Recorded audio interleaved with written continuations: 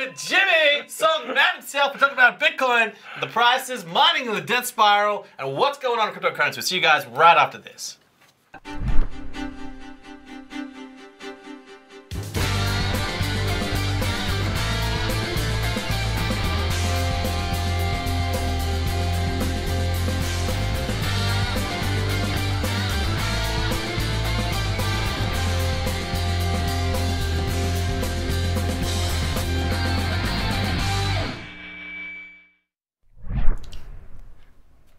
Back.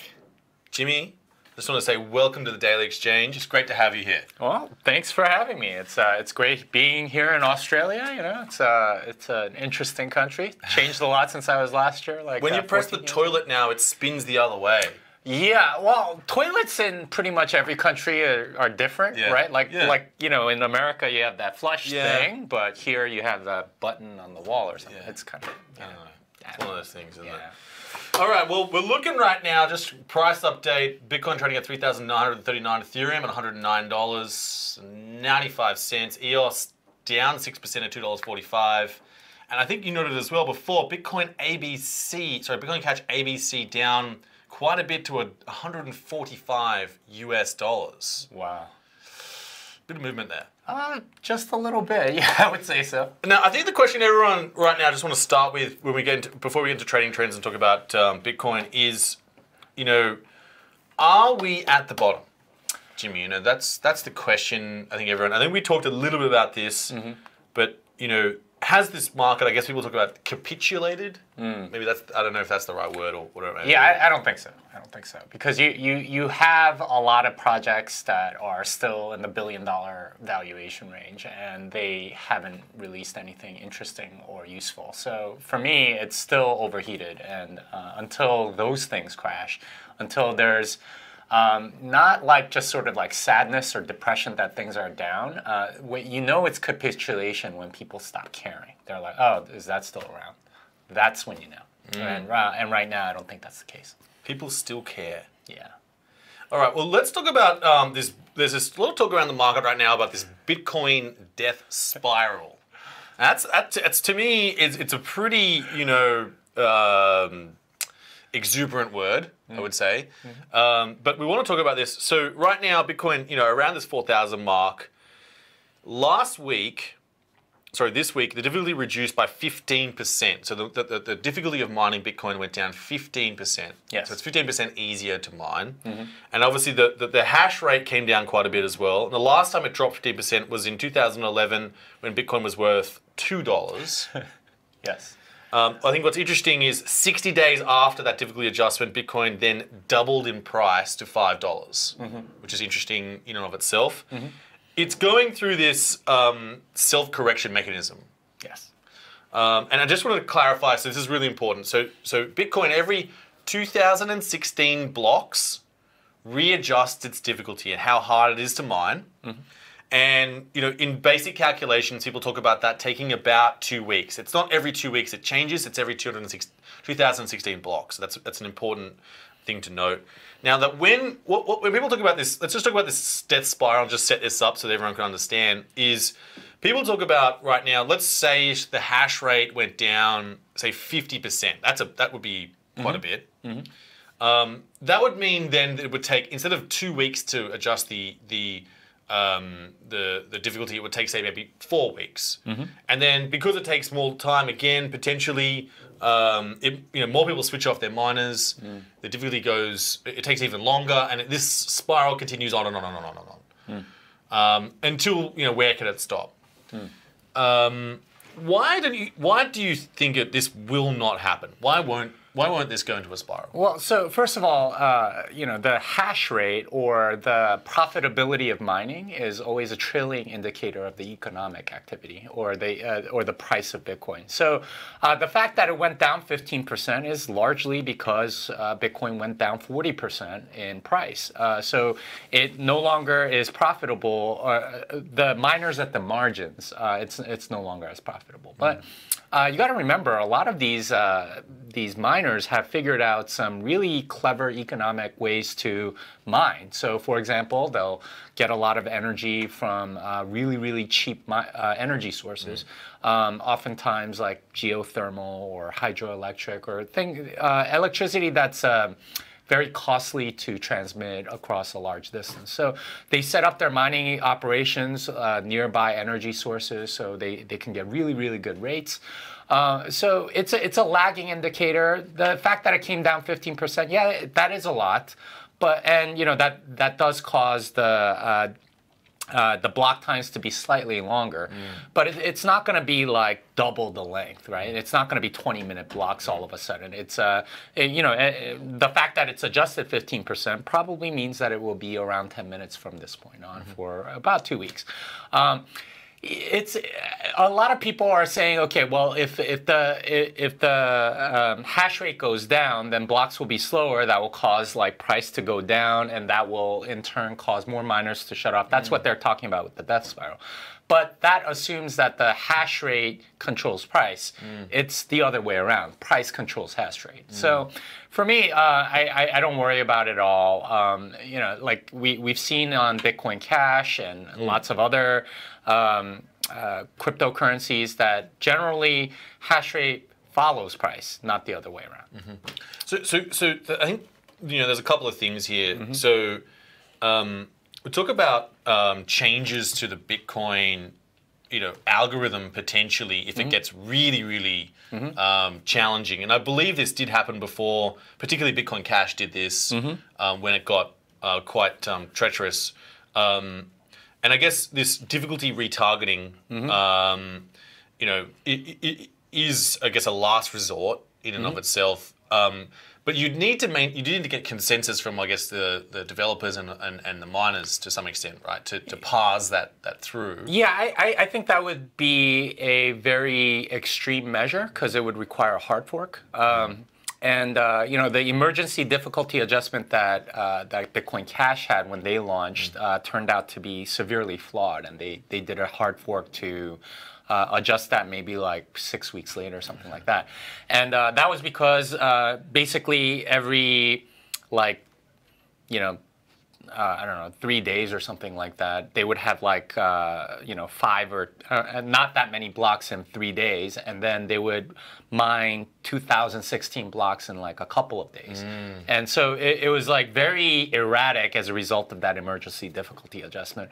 I don't think that even if the blocks were slower, right? Like say half the hashing power went down, then it would be 20-minute blocks. Is that annoying? Absolutely. But is that the end of Bitcoin? I don't think so. And it's not like we have so much pricing pressure that you can't get it, like fees are so high or whatever. Again, this is a market correcting thing. If the fees get really high, then it becomes more profitable to mine, so more miners will come on instead of staying on the sidelines. So it's a self-correcting mechanism. So I don't think there's any real need to change it, and I don't think there's a death spiral in the future. Okay. And so do you think this difficulty adjustment will affect price in any way? I don't think so. Like I said, it's a lagging indicator, not a leading. Not a leading one. So for I would start thinking if it gets really low, the thing that you have to worry about are 51% attacks because it gets cheaper and cheaper to launch one of those. But then again, like the people that would do that actually need all of the actual equipment and things like that. So, you know, what motivations could they have? Would it be like a state level actor? Maybe it makes you a little more vulnerable to those. So those are the things I would worry about, not a death spiral. The economics are pretty solid. And all of the incentives are aligned the right way to make it better. So one of the arguments I've heard is, I guess, you know, miners themselves make long-term investments. They're not like just short-term in this for a quick buck. And part of that is their long-term electricity contracts. So it's not like really, they're not really going to change anything. They were making money before. They're, you know, maybe they could be losing a little bit now, but that might be all sort of play out in the end. And I guess the other thing is, if you invested now, you know, I guess the miners that wait right now, as the difficulty goes down, it would become much more profitable to mine because it's easier, right? Mm-hmm. Would that be the case? Well, so usually the cost of mining is at equilibrium with exactly how much benefit you get. So, I mean, there's a little bit of margin there, and that's usually what mining companies do is they find it's a commodity, right? It's like anyone can produce a hash, and if you can produce more hashes faster for cheaper, then you're going to have an advantage over your competitor. This is why Bitmain did so well in 2014, 15, 16 versus everybody else, because they figured out that they can manufacture this equipment really cheaply and so on. So really it's about getting the right economics around it, and it's like running any other business. And like you were saying, there's a lot of fixed costs that you paid beforehand, so your marginal cost is almost certainly below the level of Bitcoin. So right now, as somebody did some calculations, so at like 5 cents per kilowatt hour, which is relatively expensive for Bitcoin, that ends up becoming like 3,500 a coin or something like that. At something like 3 cents, it gets much lower. So I mean, you really have to hit like 2,800 or so before it becomes like really like hard, or I mean like then you're seeing some stuff with some miners dropping out and so on. You got to remember though, a lot of these mining companies also made tremendous profits in 2017. I mean like insane profits, like billions of dollars. So they have a lot of money in their coffers and they can afford to wait this out, hold, and you know that's what many of us that are holders are doing, right? Like when the market's down, you don't necessarily go sell. You wait until it comes back up, especially if you believe in it. And many of these miners also believe in it, so they're probably going to hold as well. Yeah, makes sense. Just moving on, I guess we've got that. We talked a little bit about switch off price there, but I just want to talk a little bit about store of value. Now, there's some news out today. Starbucks. Maria Smith has issued a statement. She's the Vice President of Partnerships. Joel, if you want to bring this up, they're also working with Bakkt as well.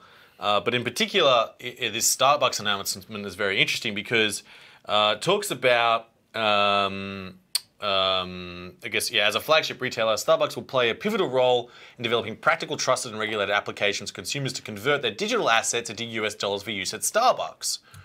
As a leader of mobile pay to more than 15 million Starbucks rewards members, Starbucks is committed to innovation for expanding payment options, right? So they've come out and said they're going to accept digital currencies or digital assets for coffee, really, or which is pretty cool, right? But this is really I guess a means of payment, right? It's not so much of a store of value, and I guess I know that you personally, you regard Bitcoin more of as a store of value than a means of payment.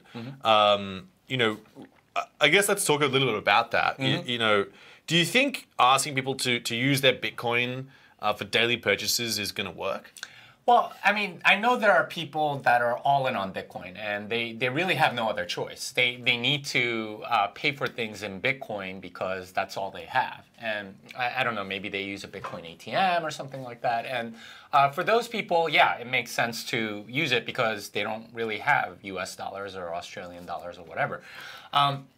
But for most people, they have some amount of both, and there's something called Gresham's law in economics, which says that when you have bad money and good money, what are you going to spend first? Well, you're going to spend the bad money first, right? So if you have dollars and Bitcoin, which one do you want to keep?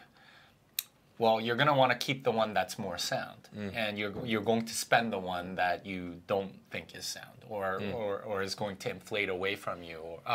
And this is very evident when you go to places like Venezuela, right? Like if you have the equivalent amount in US dollars and bolivars, and you have the option to pay in either, which one are you going to pay with? Obviously the bolivars, because they lose like 10, 15% in a week or something like that. So there's no way you would keep that. So as a method of payment, you're competing against something that's depreciating. Yeah. So you're not gonna want to use that. And besides, like, Here's the thing that that really frustrates me about the method of payment use case. There are tons and tons of competitors in the method of payment use case. Yeah. There's Visa, MasterCard, American Express, PayPal, Venmo, Square Cash, and Apple Pay and Google Wallet. I mean, there's so many different things, and even specific countries, like if you go to Hong Kong, you use the Octopus card for everything. Yeah. You go to Kenya, you use M-Pesa for everything. Yeah. I mean, there's so same many. in South Korea. Yeah. Every place has different methods of payment that are much more convenient than Bitcoin is right now. And that's not really a good use case because you want to keep the good money and you want to spend the bad money. So for me, store of value is where it's at because there's not really that much competition for store of value. You have maybe gold. You have real estate, things like that, things that aren't necessarily that liquid or things that aren't necessarily digital. So yeah, I mean, Bitcoin is going to compete in that where it's very strong versus method of payment where it's relatively weak. Yep. And let's talk. So let's lean into this a bit and talk about because I know that you're very passionate. You did a recent video and. On the store of value, and Joel, if you can link that to everyone as well, so they can watch that. We'll also include that in the description if you want to watch that afterwards, guys. And let's talk about this store of value. Why is Bitcoin? Why do you consider, I guess, Bitcoin a store of value? Yeah, it's because it has a credible monetary policy that is very strict. So with a central bank or something like that, they can do pretty much whatever they want. And they intervene in the markets constantly, right? Like they are micromanaging the economy, if you will. But with something that's really hard money, you can't micromanage it. And you can't control the supply. The people that control the money really control a lot of the resources in society. A lot of people don't realize, like when fiat money started coming into much more prominence right after, right before World War I, basically. That caused a whole lot of changes. Part of the reason why World War I was so devastating to the entire world was because those governments were able to print money. They had central banks. So they could continue to print money and take the resources away from their people. It used to be, before World War I, governments would stop war because they ran out of money. Starting with World War I, they could just continue indefinitely, and that's what caused the. I mean, if you think about the war, it was 4 years, right? Well, I mean, it was supposed to be a minor matter between the heir to the Austro-Hungarian Empire and some Serbian separatists. Somehow it became a global war, and of course that led eventually to a lot of the conditions that set up World War II, and that was also just as devastating. But that sort of thing can happen because if the central bank or the government of the country that you're in controls the monetary supply, then they control essentially a lot of the resources in that country. And that's essentially what all of these governments did during that war. So to answer your question, controlling your own money is extremely important. And it is essential for freedom. And it is essential for liberty. And rule of law and all kinds of things, because like when you think about property rights, you think when you own something you would really own something, but you don't.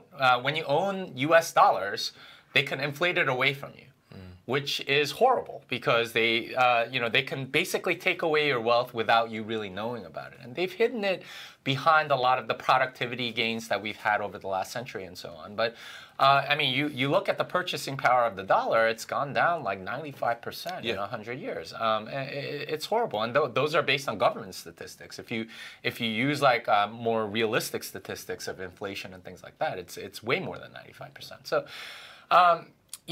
store of value is extremely important to be able to plan for the future. It's a way for you to have some control over your own life rather than being dependent on a central party to be nice to you. And for me, that's being a libertarian basically.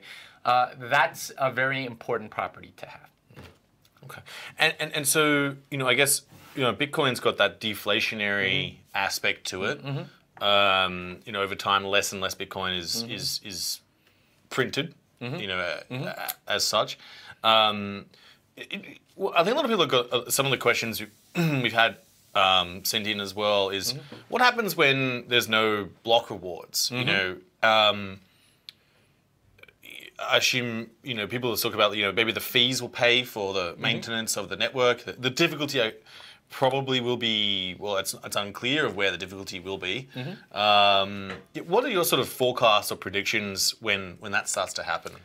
Yeah, so I think I calculated at one point at what point the fees on transactions get to be larger than the block reward. And there were a few blocks like this during the height of the fee spike about a year ago.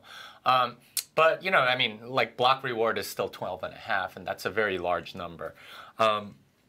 My calculation was that in about 10 to 18 years, somewhere around there, fees are going to overtake the block reward on a consistent basis. So at that point, the economics will be such that, people will have to pay fees in order to get into blocks. And that's a good thing because, I mean, that's what a fee market is. You want to make sure that there's economic incentivization. And this is one of the things that Bitcoin Cash basically ignored, right? Like there were tweets by Roger Ver saying stuff like, well, it's not for us to worry about it because the fee reward runs out in like 2130 or something, or 2140 or something like that. Well, I mean, by then it's like 1 Satoshi, right? Like, in as little as like 10 to 18 years, it's going to be a lot less than it is now. It'll have in 3 times by then, at least, possibly 5. So, I mean, it's going to be like less than a Bitcoin. And the economics have to work out in order to incentivize the miners. So, yeah, the fees are going to be a part of it, but this is why we're making scaling technologies like Lightning and things like that to make the block space not the constraining thing. If you have lots of Lightning channels open, then you could do a lot of transactions without necessarily being on-chain. But on-chain transactions are still important, so you still pay for them and so on. Yeah, so let's switch and talk a little bit about that. So maybe just tying that off. In 10 to 18 years, so like the fees in terms of what's paid and the block reward, do you think when you made that calculation, was that just assuming that the number of transactions that take place basically pay for the rewards of mining it as such? Yeah, I mean, the economics, market forces are usually very good at balancing themselves out, right? So if the rewards of mining, mining essentially provides security for the Bitcoin blockchain. And they're only going to secure it in as much as they're going to get rewarded for it. So the level of security that we'll have will be relative to the amount of security people want. So if people want more security, they'll be willing to pay for it. And that depends on sort of like the feasibility of attacks and things like that. So that will happen over time. But yeah, as far as the actual fees and things like that, it's not certain exactly how that will play out because the fees go up and down. Yes. And it's hard to predict exactly where. And this was like sort of a linear projection, which is always like a precarious thing to do like going forward. But yeah, I suspect that in the next 10 to 18 years, the fees will overtake the block reward, and at that point, we'll have a true fee market. A lot of these other projects will probably be gone. Some more will pop up, and so on, sort of claiming to be more cheaper or faster or something like that. So. Sure.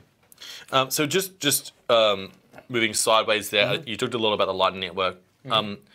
What is happening with the Lightning Network? So that's really, and I guess for everyone watching, that is the side chains or off-chain solutions in and of itself. And Lightning is, one of those strong ones. What's your view on the Lightning Network? I think it's a really clever way to do things trustlessly. What's really kind of amazing about the Lightning Network is that you could do peer-to-peer payments without anybody else really knowing about what's going on in between, and and you can do it in a trustless manner.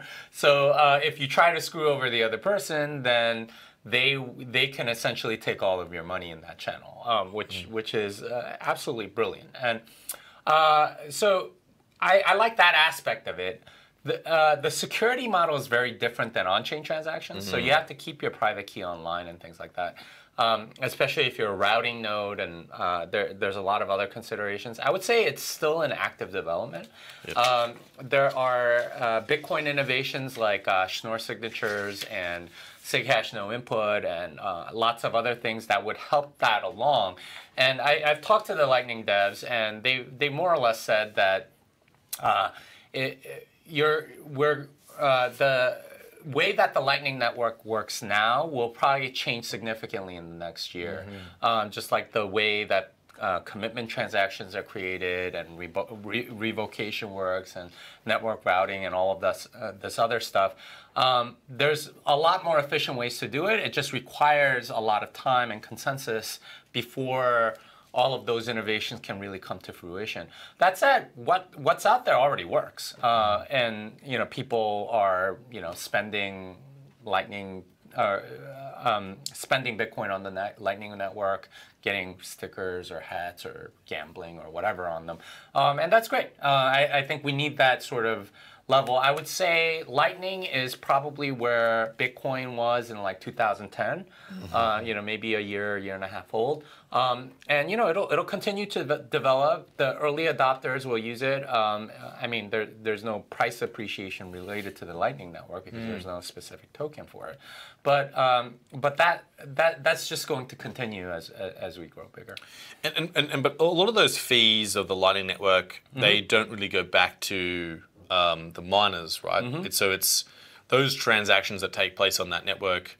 They're not going to contribute, I guess, in the future to keeping the network safe. But eventually, it needs to come back to a block, right? Yeah. So there's a settlement transaction, which is on chain. Yes. So you definitely need to pay fees for that. In between, it's really the liquidity providers or the routing nodes that get paid for their services. If you provide liquidity on the network, it's a little bit like staking, just a tiny bit. Yep. In the sense that if you lock up some funds on the Lightning Network, then anytime you route payments through your node, you get paid a little bit. Yep. So that can be a good thing. We'll see how that all ends up working out. And I guess let's talk about the scaling for a second, because this was a major debate. 2016, 2017, obviously resulted in some forks and all sorts of things. What do you see as the biggest challenges going forward for scaling with Bitcoin? The biggest challenge is from a security standpoint. So like I said, Lightning has a very different security model. Sidechains have a different security model. And like we don't really know like how secure those things are. Because no one's really attacked them yet. Yes. So until we do, and until there's some certainty around that, we're not really going to be able to, or like people aren't going to be able to trust it as much. The only real thing that proves the security of something is time. If it's and this is why Bitcoin is has so much more value than a lot of altcoins, is because it's proven itself for over 10 years, almost 10 years now. A lot of these other coins, they've lasted like a year, 2 years, 6 months, whatever.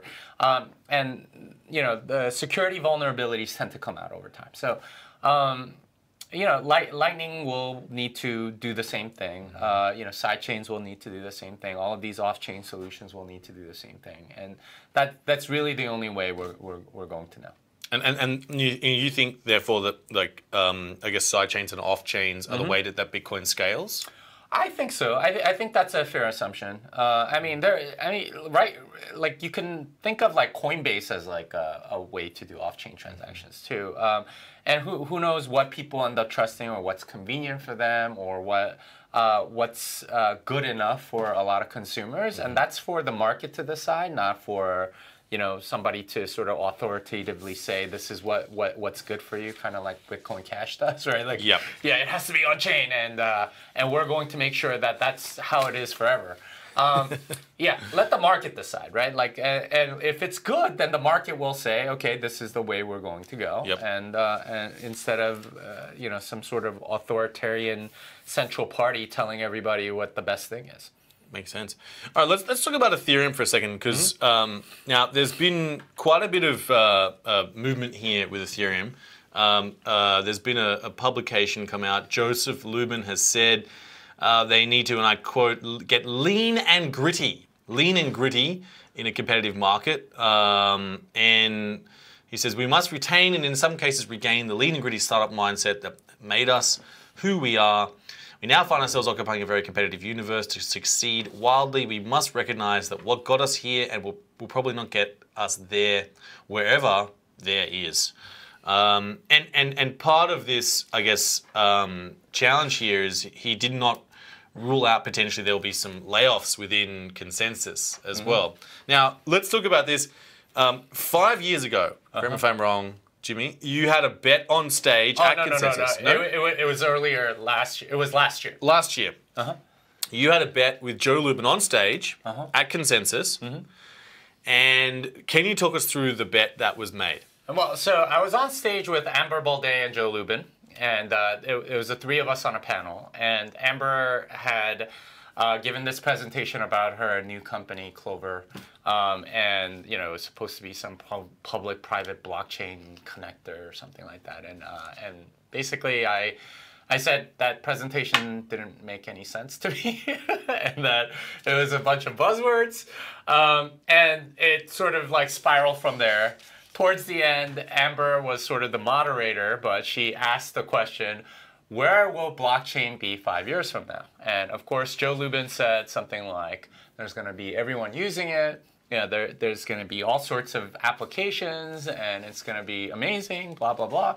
And of course, I took the other side of that. I said, Bitcoin's the only thing that's going to be really good. Pretty much everything else will have died, because you look at stuff from 5 years ago, stuff like Mastercoin and Factom and MadeSafeCoin and StorageJ or whatever, none of those things have ever really done, they haven't done anything in 5 years. So I have no reason to believe that any of these projects right now will achieve the same amount. And right after I said that, he said, if we can find some crisp criteria, I will bet you any amount of money that you are wrong. And that was back in May. And I've been chasing him for this bet for the last 6 months. And he keeps saying on Twitter stuff like, blockchain is a movement. And he's like giving this public persona like he believes in the project, but he refuses to follow through on the bet that he offered me. And that's, I've been calling him out on it on Twitter and things like that, but he continues to basically dodge. So like pieces like this that you heard today about how they need to get into a startup mentality or whatever, and him talking about how blockchain is amazing, that it's a movement. I want to call him out on that, right? Like this isn't that's not what this is. It's he's pumping his bags. He wants to make sure that his company continues to be valued highly, despite like very little coming out of it, right? Like the latest proposal that I've had with him is I want to see 5 different apps on Ethereum with 10,000 daily active users and 100,000 monthly active users. He said stuff like, we're going to go disrupt Facebook, which gets 100 million daily active users. And like 10,000 is a mid-tier app on Android or iPhone, right? Like very, very minimal amount of minimal threshold to hit, and he's still dragging his feet. He's avoiding like my emails. He doesn't write back for a month at a time. It's only when like Laura Shin or something emails him, hey, is this bet finished? You guys want to come on my show? And they're like, no. Or like, there's an article in the New Yorker about this, right? And he'll suddenly contact me because he knows it'll look bad if he's not following through on his bet. But he's dragging his feet. I don't think he actually believes in it, like especially with the bear market. Yeah. That's a big call. Yeah, well, Mastercoin was really the team that Vitalik was part of, right? And that's he was going to contribute a solution, and then he forked away as the idea to make Ethereum, right? Well, so he was part of the Color Coins team. Color Coins, yeah. And Mastercoin was sort of a way to fund the Color Coins development. Yeah. And that was like the original ICO, if you will. And that was a complete, like, an utter disaster. Yeah. and it was crazy. Like, for a time, there were people trading Mastercoin on a Google spreadsheet with like an order book, and it was trading at like 0.2 Bitcoin at one point. I think it's like way less than that now. They actually had to rebrand themselves Omni because Mastercoin was such a tainted brand at that point. But yeah, like Vitalik ended up splitting from Color Coins, and he said, I'm gonna go and do my own thing, and he released the Ethereum. I think it was called the Yellow Paper back then, and you know, he had a crowd sale. They actually ran out of money before they finished it. They had to raise another round and make the pre-mine even bigger and so on. So I never really believed in Ethereum from the very beginning, just because of the like scamminess of the launch. I love that he says he made the initial pre-mine like acceptable. And it's kind of sad, but he kind of did. Because before then, there were all these other altcoins that came out in like 2011. I think like Tenebrix and IXCoin and all of these other ones that had these huge pre-mines. Nobody bought them. The two coins that came out of that era that still exist today, or at least in any significant measure, are Litecoin and Namecoin. And that was because they were fair. Right? They didn't have large pre-mines. Tenebrix pretty much had the exact same tech as like Litecoin. But the difference was Charlie decided, I'm not going to have a pre-mine. And that's the only reason why he continued to last. And also, he's really good at slogans. Silver to Bitcoin's gold. I mean, how brilliant is that, right? What did you say, sorry? Silver to Bitcoin's gold. Yeah. That was his thing. He is good with that. Yeah, so I mean that's why those things lasted, and then with Ethereum, like they had this giant pre-mine, and they were like quote unquote successful. So I mean, I don't know what that says about the people that are actually investing in it, whether or not they actually researched like the circumstances around it, but. You know, a large part of the community at that time just like kind of rejected Ethereum for that reason, and still do for that reason. But you know, there's enough, I guess, people that have invested in it that it was worthwhile for some of those people. And when you hear things like, you know, we're going to disrupt Facebook and disrupt Amazon or disrupt Uber, disrupt Netflix, you know. Why does that frustrate you? Why is that, you know, how does that make you feel? Well, I mean, I think it's idiotic because you're almost always going to be able to move faster as a centralized entity, and almost all of these like claim to be decentralized, even though they're really centralized, with the burden of decentralized technology and the difficulty of upgrading them and designing systems that are, you know, that have to come to consensus and things like that. And yet they like think that they can do all of that with like a tiny percentage of the staff, with a tiny percentage of the talent, a tiny percentage of the budget. And it doesn't make any sense to me. And I haven't seen a single project where, you know, it couldn't be done better in a centralized way. And there's nothing to really gain by, quote unquote, decentralizing. And like they have all of the costs of decentralization, but all the failure modes of centralization. So it doesn't make any sense to me, like all of these other projects. And I think the market's kind of coming around to it, right? Like we were looking at the prices earlier. You know, whenever things drop, like the alts and ICOs drop much further than Bitcoin for that reason, you know, people are realizing, okay, well, first of all, there's not as much liquidity. And second, maybe it's not really useful. Maybe there's nothing really there. I hear you. All right, let's talk about Aeternity have launched their mainnet on Wednesday, and one of our crew, James Edwards, who's one of the producers behind the show, he writes these great scripts. He went to the event in Rome, and I think he spoke with the executive team here, who identified Bitcoin NG consensus protocol, and I'm going to talk about Bitcoin NG, the private state channels, and obviously it's built on an Oracle machine being some of the most defining features. Particularly, I want to talk about Bitcoin NG. So just to give background, this was developed out of Cornell University. NG stands for Next Generation.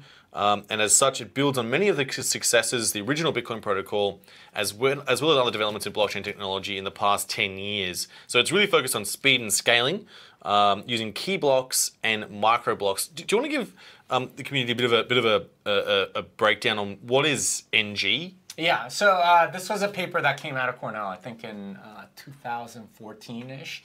And I remember reading it and I'm going, hey, that's really, really clever. The idea behind Bitcoin NG is that instead of a miner mining an entire block full of transactions, what they do is they just mine a proof of work, and then they continually sign new transactions as they come along. And the idea is a new miner can add another proof of work block and then sign their own and continue that way. And each of those blocks can be, each of the transaction blocks can be distributed, in a chain fashion, so it's a blockchain. But those things don't need proof of work in between the two proof of work blocks. So so if there's and this happens a few times a year where you have like 2 hours where there's no block found, you can continually have all of those transactions sort of confirmed, or at least get into a quote-unquote block, and the incentives are such that you get. I think the next block gets 40% of all the mining reward in the transactions in between, so that they have an incentive to keep those transactions instead of trying to mine them themselves. So it's a very clever mechanism. The thing that we don't know are the security properties, because no one's really attacked it yet, and we don't. Is 60-40 the right split? Are there instances where you could do some sort of like selfish mining attack and still get more of it, and things like that? We don't really know all of those things, and we don't know how that plays out in a decentralized fashion. So I applaud them for at least trying it, and I believe at one point Bitcoin Cash had it on its roadmap, but it's not something that I'm necessarily like saying, oh, okay, Bitcoin needs to do this now. In fact, until it's proven its security, I would be very hesitant to put something like that on something live. But Aeternity, good luck to them. Let's see what happens. Yeah, so they're proposing micro blocks every 3 seconds, scale up to 100 transactions per second without sacrificing decentralization. It's a bit slower, obviously, than what Zilliqa or EOS are proposing they can do, but those are obviously not, they're centralized. Yeah, I never get this like transactions per second metric as like the ultimate thing. There's no real evidence that's what gets your coin value. What gets your coin value is a credible long-term scarcity, not like we can process lots and lots. I mean, like PayPal and the US dollar and all these banking systems and credit cards and stuff like that, they can process tons of transactions. Doesn't mean that the currency that's flowing between them is really, really valuable. So. Okay. Jimmy, we've got a live question coming in. Joel, if you want to bring this up. And I just wanted to, we've got the question here, is from Chin Do Kumon. What are the strengths and weaknesses of having unpaid open development of Bitcoin compared to paid developers in centralized altcoins? Yeah, so I mean, when you have a centralized coin, when you have a boss, you kind of have to report to them, right? Like, and you do what they want you to do, not necessarily what you think is right. And that's a little bit. I mean, they can be the same, they can be different or whatever. But ultimately, it's not about you doing what you think is going to be good. I mean, that said, there's a lot of Bitcoin Core devs that are paid by different companies. Most of them try to stay hands off. That's like Blockstream. Well, not just Blockstream, but Chaincode, Paxos, Blockchain.com. A lot of companies, like support developers, and that's a good thing. Yes. Because you have sort of like a lot of these companies that have made a lot of money off of Bitcoin are sort of giving back, and that I think continues to be a thing. There are some developers that refuse to get paid because they want to be able to do their own thing. I think part of why Greg Maxwell left Blockstream was because he wanted to. Part of it was I don't think he liked managing very much, but a large, he likes to. Think of new ideas and like write papers and evaluate code, and that's he's absolutely fantastic and world-class developer at doing stuff like that. So that's and a lot of Bitcoin devs honestly don't necessarily need the money, so it's a good thing. All right. Thanks for the question as well from China. What is it? China Don. I didn't quite get that. Yeah. But do appreciate the question a lot. Joel, if you want to finish, we had this a little video from Aeternity. If you want to spin that for everyone, and while we just finish up there with Aeternity. I don't know, Joel, if you've got that video.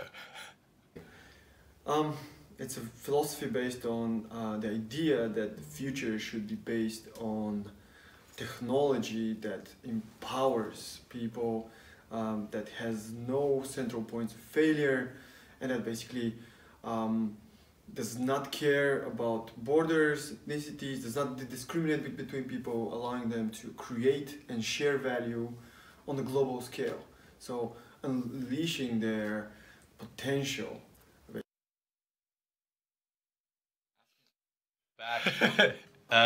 What's your view on that, Jimmy?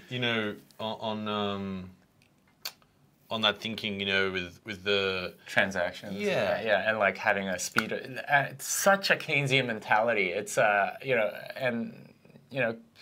the entire Keynesian economic model is get money flowing through the economy, and like the faster the velocity of money is, the better the economy is doing, and that is, it doesn't matter what you spend it on, as long as you keep spend, the economy is healthy, and that's a completely flawed model. I come from a much more Austrian perspective, which is I think closer to what pure capitalism is, which is about capital accumulation, so you can invest in a project that can only be done with a certain amount of capital. So the classical example of this, and this is not from me, you can read the Bitcoin Standard by Safety Anonymous if you're interested, is catching fish.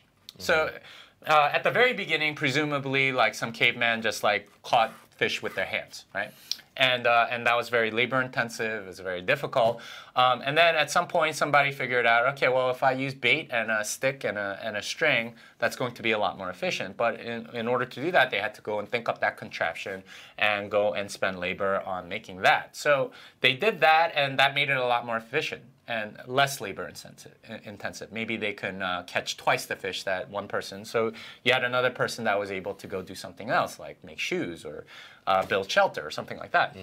And then somebody else figured out, okay, well, if we take if we have a boat, a small boat, then we can like go out and like catch even more fish, and we can get much up to the point where you have and you keep adding technical innovations to it.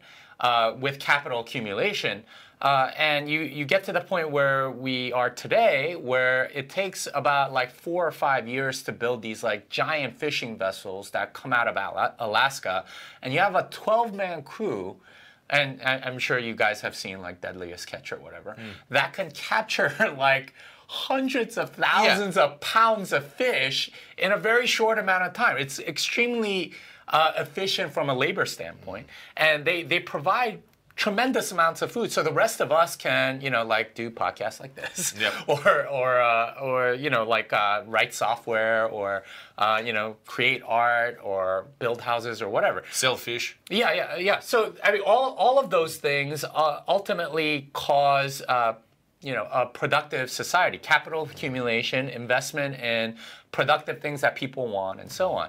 It's not about spending, right? It isn't about just like like passing the fish around and like I could just sell you the fish for $5 and then you could sell it back to me for $5 as if that does anything. It's thinking that the symptom is the cause, and that really frustrates me about like metrics like transactions per second and velocity of money and things like that. The Austrian perspective, I think, is the much more accurate one, and from a classical economics standpoint, I think the much more accurate one, instead of what got us into the Great Depression and things like that. Yeah. That's a great point. Yeah. That's a great point. And you mentioned the Bitcoin Standard book. I just want to bring up, Jimmy, you are bringing out a new book. I do encourage everyone to check it out. We've got a preview here of the cover, Programming Bitcoin. Learn how to program Bitcoin from scratch. Jimmy, do you want to give us a quick overview about the book, and so everyone can learn about that and why they should go out and get the honey badger, their hands on that. It looks like an awesome Christmas stuffer. Tell us about. Well, it's not. I'm still in the process of writing it, okay. So it'll probably come out next March or so. But the idea is, if you are a developer that doesn't know anything about Bitcoin but are interested in this industry, I teach you pretty much everything that you need to know in order to be a competent Bitcoin developer, and that includes everything from the math, finite fields, elliptic curve cryptography, to transaction serialization, blocks, proof of work, Merkle trees, and all of the networking and Bloom filters and SegWit. All of that is covered in the book, and the idea is to do it in such a way as to make the learning not so intimidating. Because I know when I got into Bitcoin development back in 2013, the resources just weren't really there to really teach you. And I wrote this book in part because I want it to be a much easier road for the developers that are coming in. It's a technical book. You do need to know how to code, but as long as you know some Python, you should be able to follow it along. And some level of mathematics, maybe like high school level or something like that. Then you should be able to learn the all of the math necessary and then go through each and everything. Yeah, it's based on my 2-day seminar, which I'm running here in Sydney, and basically it's the idea is to train you and get you up to speed by making you do a lot of code. So there are lots of exercises in there. I was working on that on the plane on the way here to make sure that they're all consistent and things like that.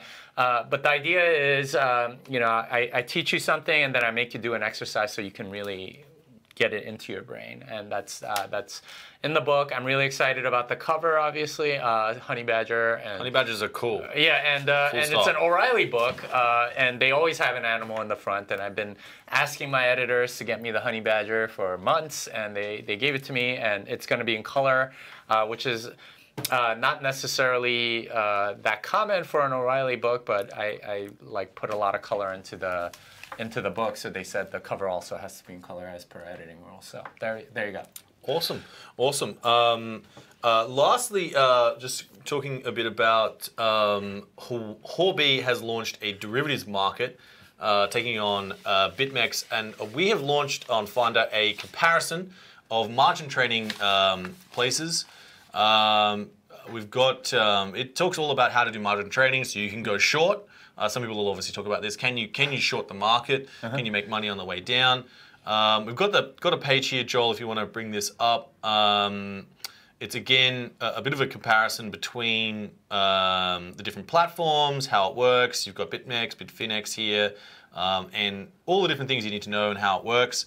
Do check it out. The margin trading cryptocurrency comparison guide on Finder with the derivatives, obviously, and margin trading. Soon, obviously, we'll be able to see Houbi with their new platform coming up. All right, guys, that might bring us to a close, unless there was something else. Finally, Jimmy, you want to leave us with something, some taster, something you want to keep everyone hanging out for.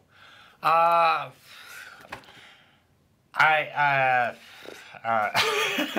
you're putting me on the spot here.